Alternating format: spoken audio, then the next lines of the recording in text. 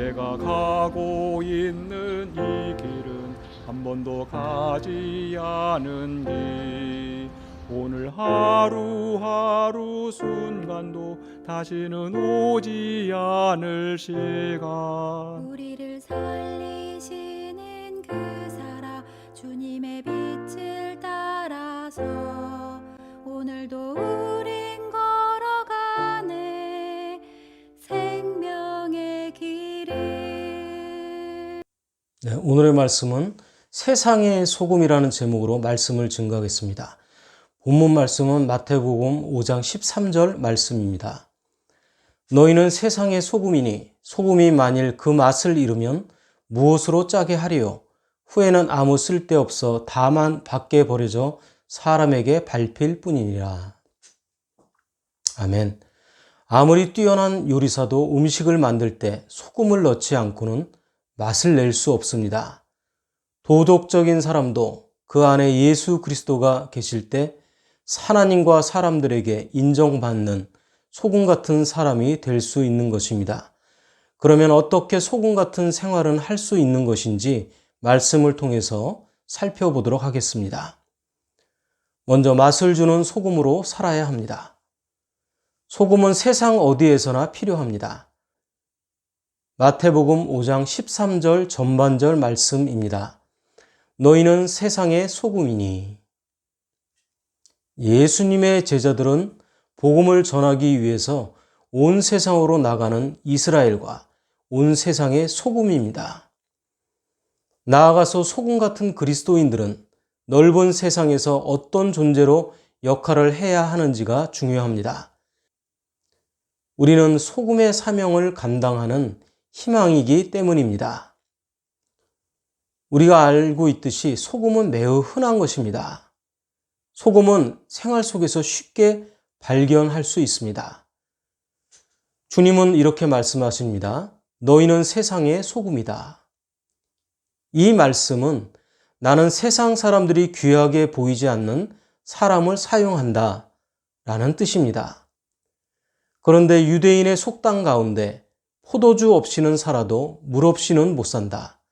후추 없이는 살아도 소금 없이는 못 산다. 는 속담이 있습니다.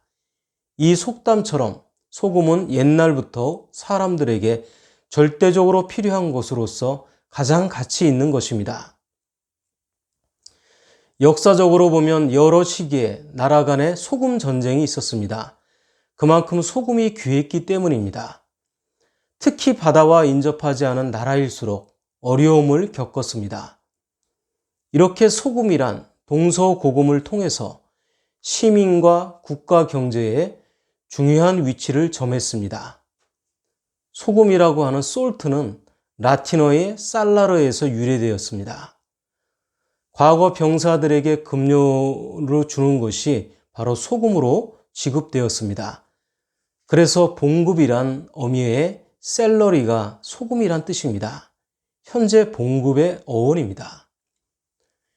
역사적으로 소금 전쟁은 기원전 58년부터 51년 사이에 로마의 시저가 갈리아 정복 전쟁 시 이베리아, 현재의 스페인입니다. 이베리아와 소금 분쟁이 있었습니다. 그리고 우리나라는 기원후 680년경에 신라와 당나라와의 서해안 염정 관할권 분쟁을 장보고가 해결했다고 합니다.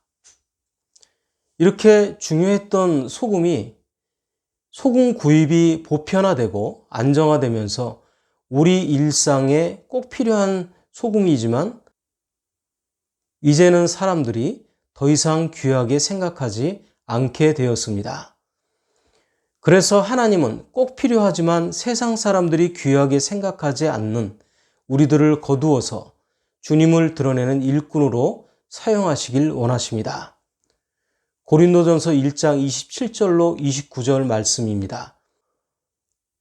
그러나 하나님께서 세상의 미련한 것들을 택하사 지혜 있는 자들을 부끄럽게 하려 하시고 세상의 약한 것들을 택하사 강한 것들을 부끄럽게 하려 하시며 하나님께서 세상의 천한 것들과 멸시받는 것들과 없는 것들을 택하사 있는 것들을 폐하려 하시나니 이는 아무 육체도 하나님 앞에서 자랑하지 못하게 하려 하심이라. 네, 그렇습니다. 하나님께서 사람을 창조하실 때 세상에서 가장 흔한 흙을 사용하셨습니다. 하나님께서는 흙 속에 거룩한 생명을 넣어주셨습니다.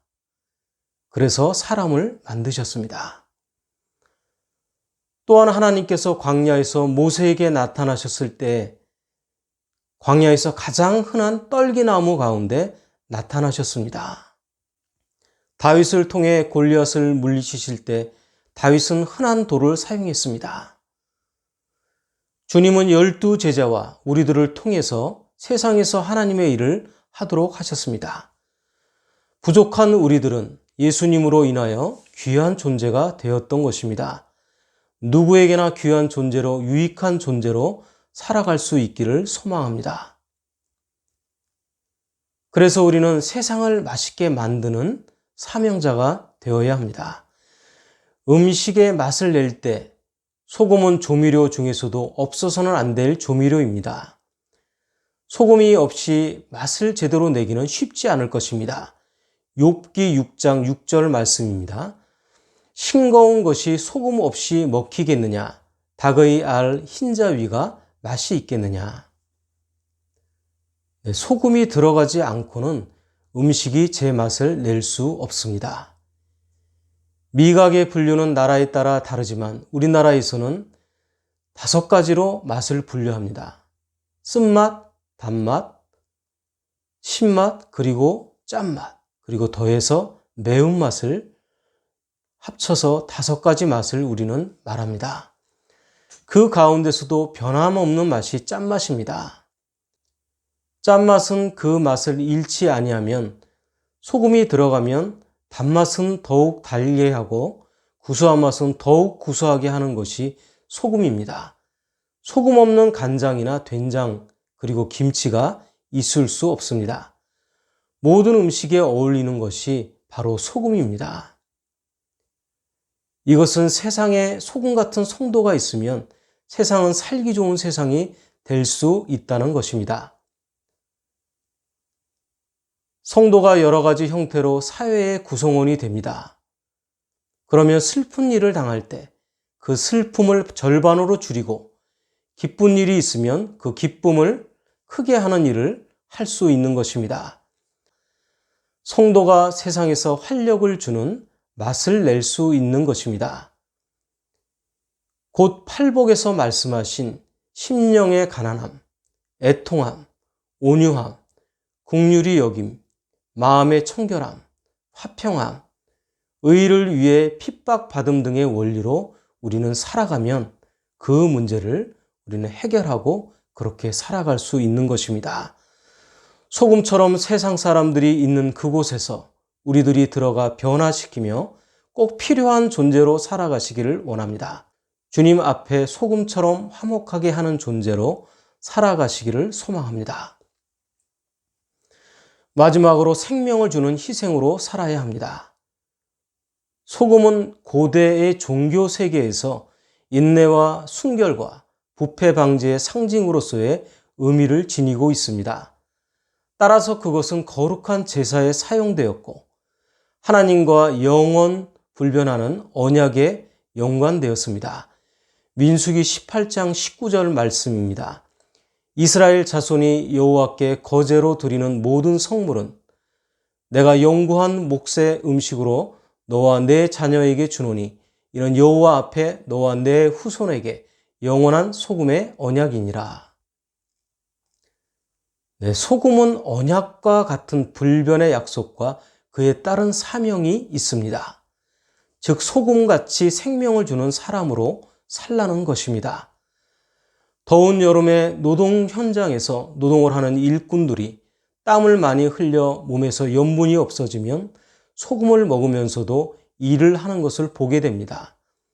그래서 소금은 사람이 음식을 섭취하는 것과 몸의 상태를 정상적으로 유지하는 데에도 절대적으로 필요합니다.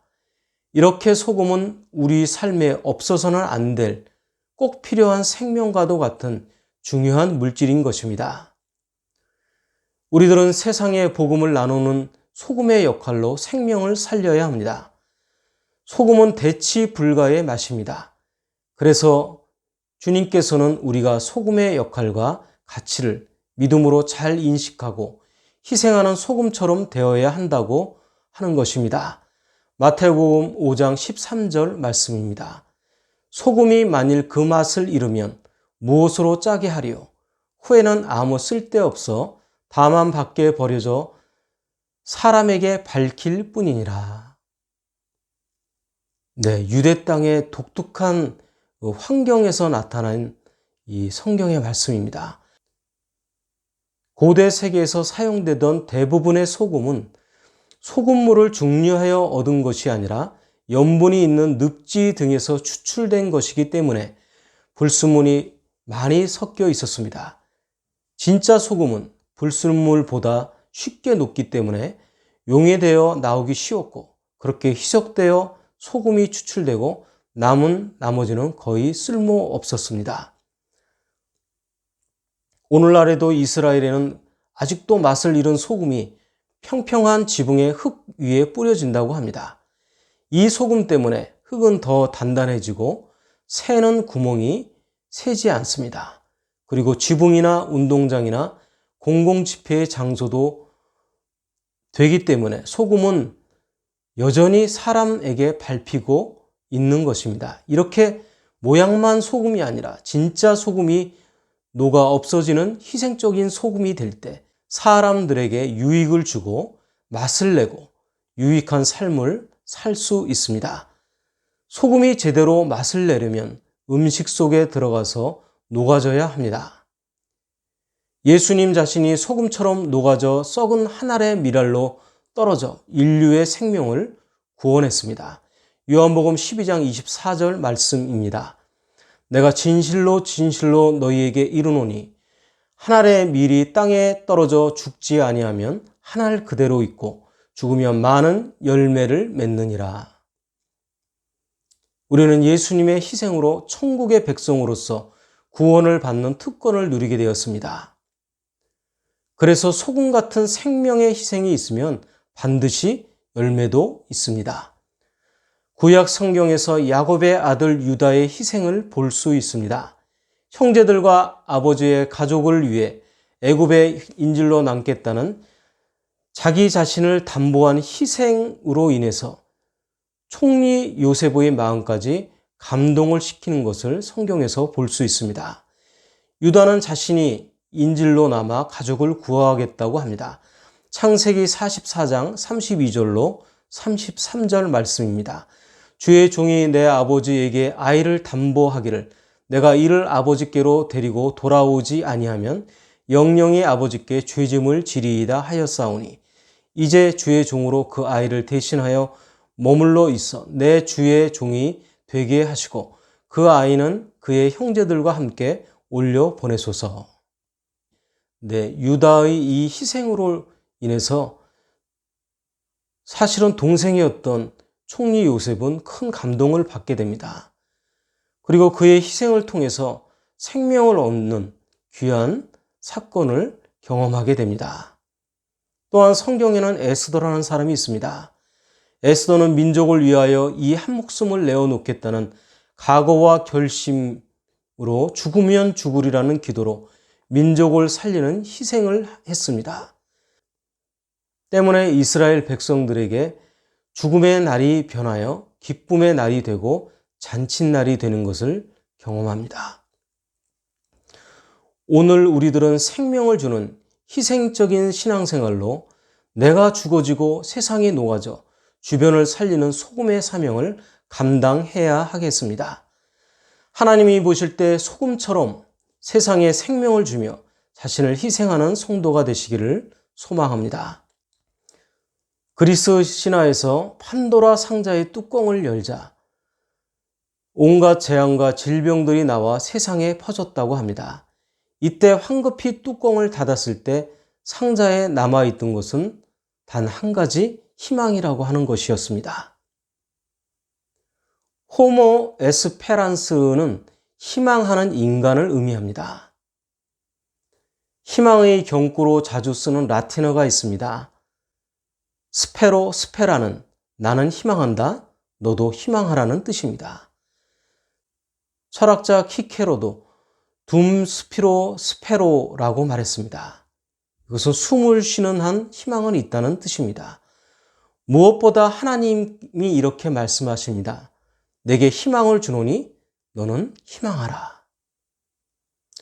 죄악으로 인한 고난이든 훈련으로 인한 고난이든 하나님은 고난 가운데 있는 당신의 백성들에게 희망을 주시길 원하십니다.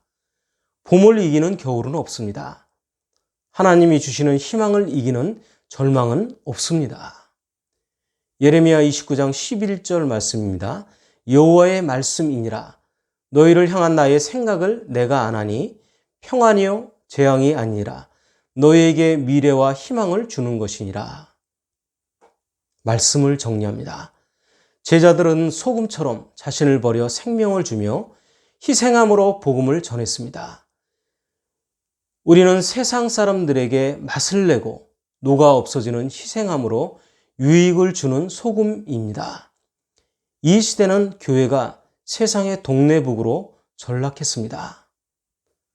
그러나 우리는 여전히 소금의 역할로 세상에 희망을 줄 수 있고 또한 주어야 하는 그리스도인입니다. 주님을 나타내고 나는 없어지는 소금으로 살며 세상에 좋은 영향력을 끼치는 성도가 되시기를 예수 그리스도 이름으로 축원합니다. 네, 오늘의 말씀은 성부와 성자와 성령의 이름으로 말씀드렸습니다. 나는 주님의 제자 낙심하지 않으며 절망 속에서도 실망하지